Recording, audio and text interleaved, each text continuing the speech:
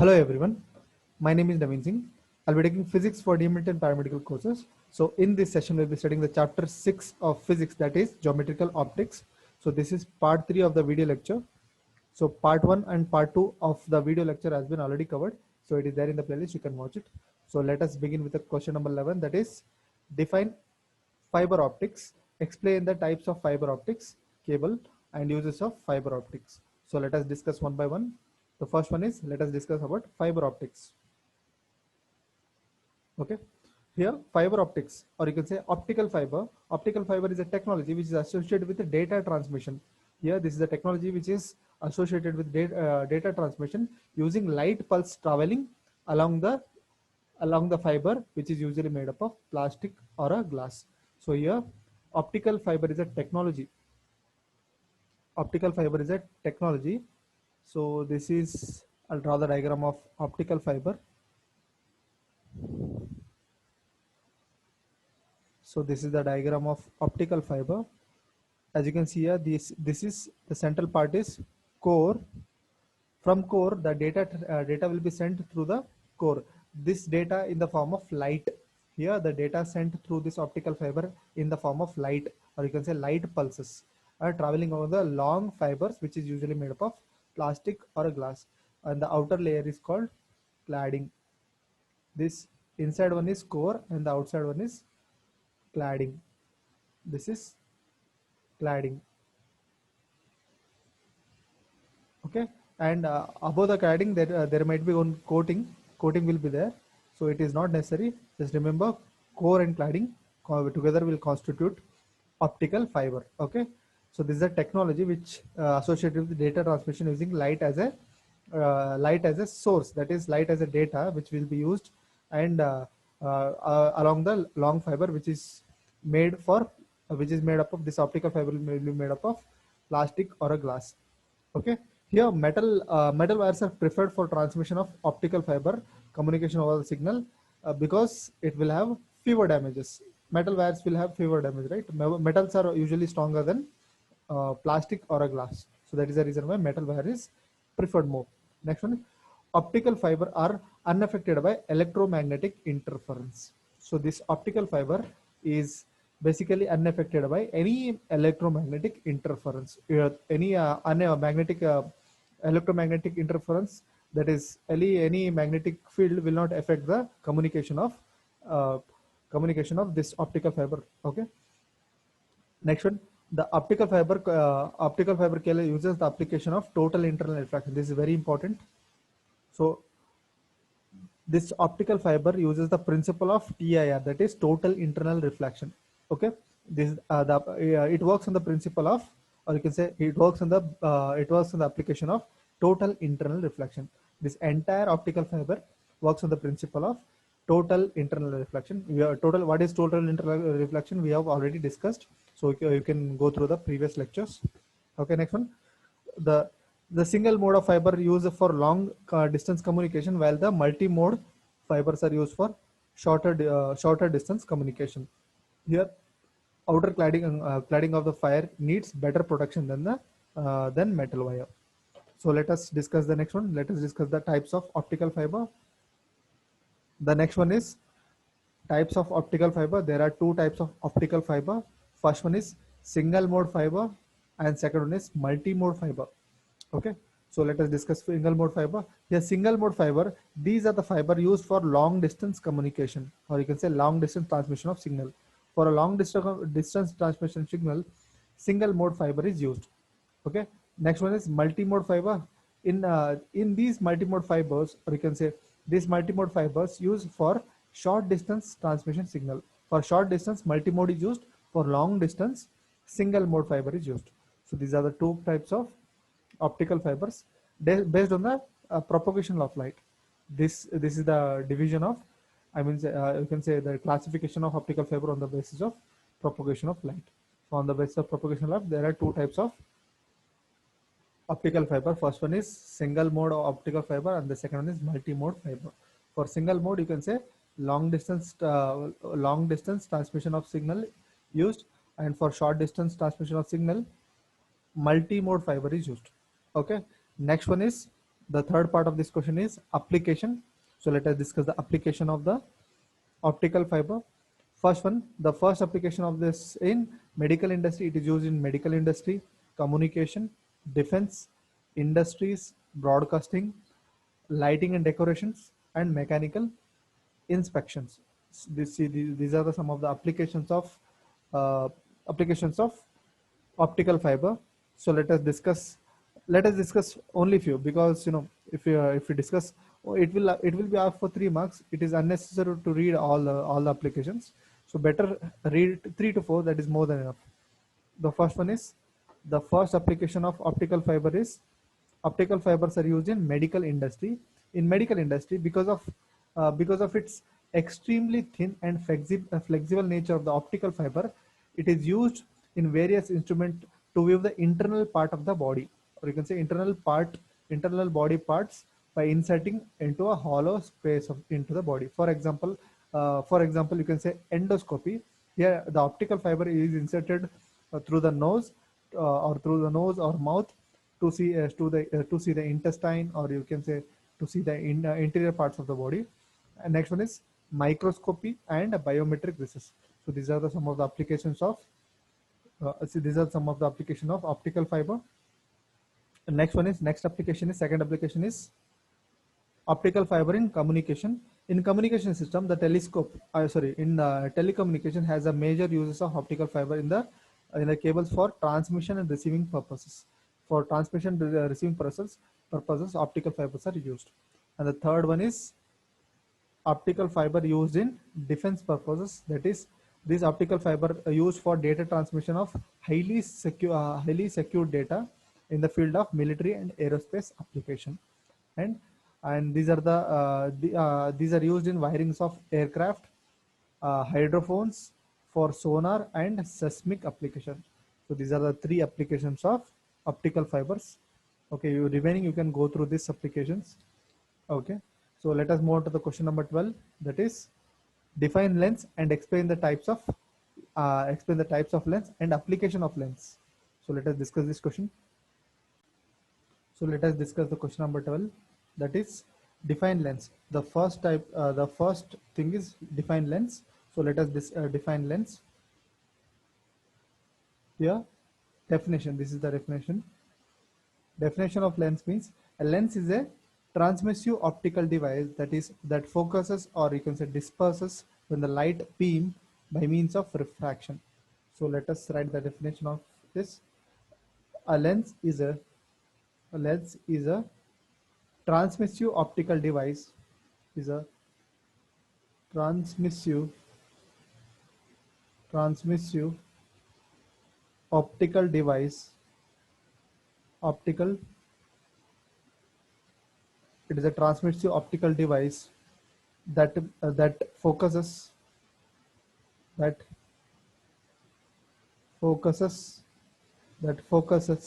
or disperses a light beam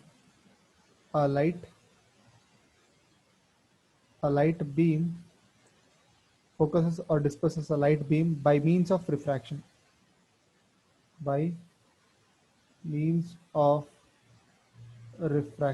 So this is the definition of lens.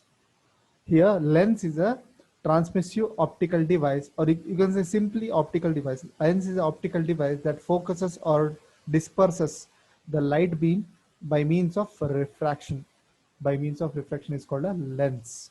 So there might be lens, that is there might be some simple lens and some are complex lens. Here, simple lens consists of a single piece of transparent material, while compound lenses will have several lenses will be arranged along a common axis. Okay, these lens can focus the light to form image, unlike prism, where prism refracts the light without focusing it. Here, prism will simply refract it, whereas you can say lens, which will converge or divert, depends on the type of lens. So let us discuss the types of lens. So next question is types of lens. That is, let us discuss types of lens. There are two types of lens. First one is convex lens, and the second one is concave lens. Here, convex lens is also called as converging lens, whereas concave lens is also called as diverging lens. So let us discuss one by one. First one is convex lens. The convex lens is also called as converging lens. Here, here convex lens. Here convex lens is thick at the middle and thin at the edge. That is, let us draw the diagram of convex lens.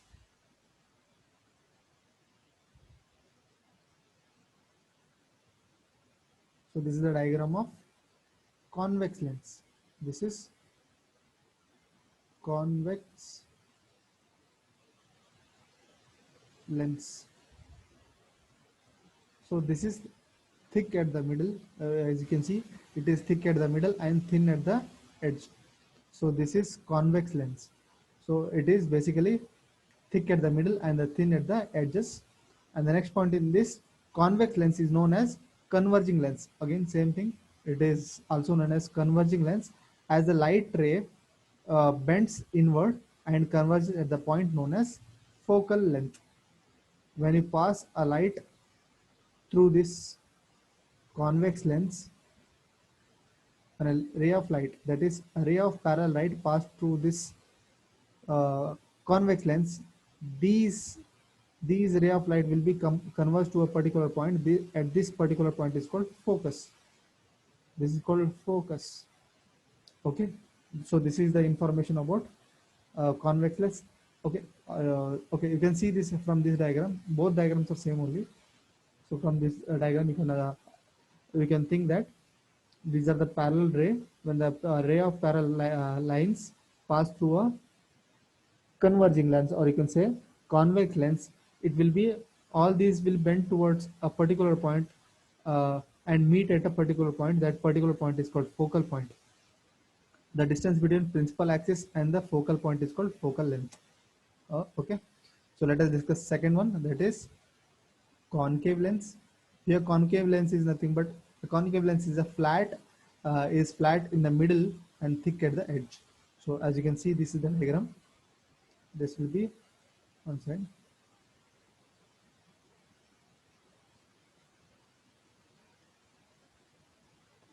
So as you can see here, it is flat at the middle. It is flat at the middle and thick at the edge. This is edge. The edge will be thicker than the middle portion.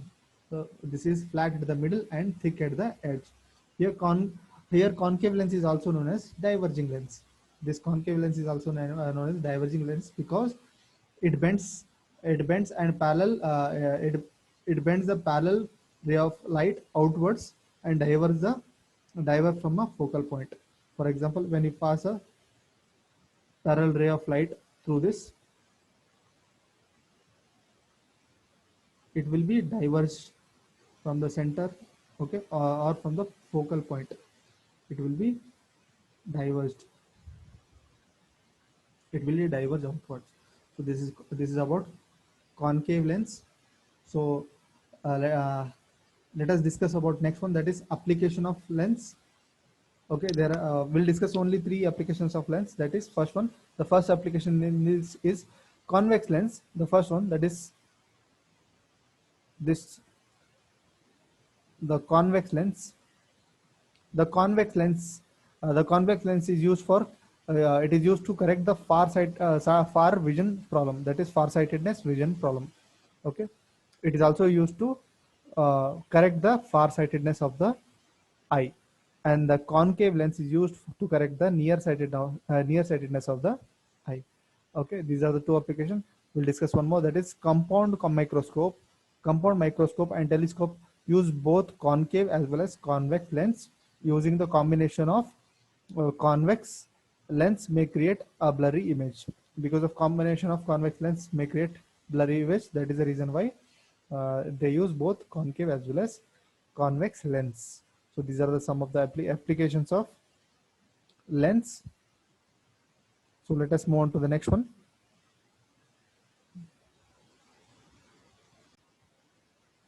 Question number 13. So let us discuss question number 13. 1 second. Okay, question number 13 says image formation. Describe the image formation. Here, image formation is nothing but it is a study of image formation and encompasses the radiometric and geometric processes by 2D and 3D images are formed.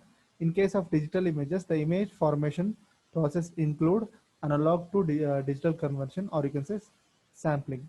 Next one, uh, in this is image process is a mapping of object to a image plane. Each point on the image correspond to the point of object. An illuminated object will scatter the light towards the lens, and the lens will collect and focus the light to create the images. So next one, question number 14, that is difference between real and virtual image. So let us discuss the question, that is difference between real and virtual image. As you can see in this diagram, this is a concave mirror. This is concave mirror and this is convex mirror. Here, as you can see, the concave mirror always produces a real image, as you can see here. So this is the object. This is the object. The object will form an image, that is image will be always inverted image. Real image will be always inverted image. Here, concave mirror will produce the image of the object here inverted, and it is diminished here. And as you can see here, the convex mirror, this convex mirror always produces a virtual image, or you can say convex mirror always produces a virtual mirror. So this is the virtual image of an object. This is the object and this is the image. So as you can see, this is the virtual image of an object. So remember, convex mirror will produce a virtual image, whereas concave mirror will produce a real image but inverted. Here, real image but inverted. Okay. So let us look at some of the difference between real image and the virtual image. Okay, the first difference between real image and the virtual image is the image is due to refraction, or you can say reflection. The image is formed due to reflection or refraction when the light arises from the object converges to a particular point. When the light ray converges to a particular point, it will form a real image, whereas in virtual image, the image produced when the light ray arises from the object appears to strike a certain point. Here, the only difference is appears. Okay. Here, the image produced from the light arises from an object appears to strike from a certain point. As you can see in this diagram, it is appearing that this is reflected. This is the ray of light.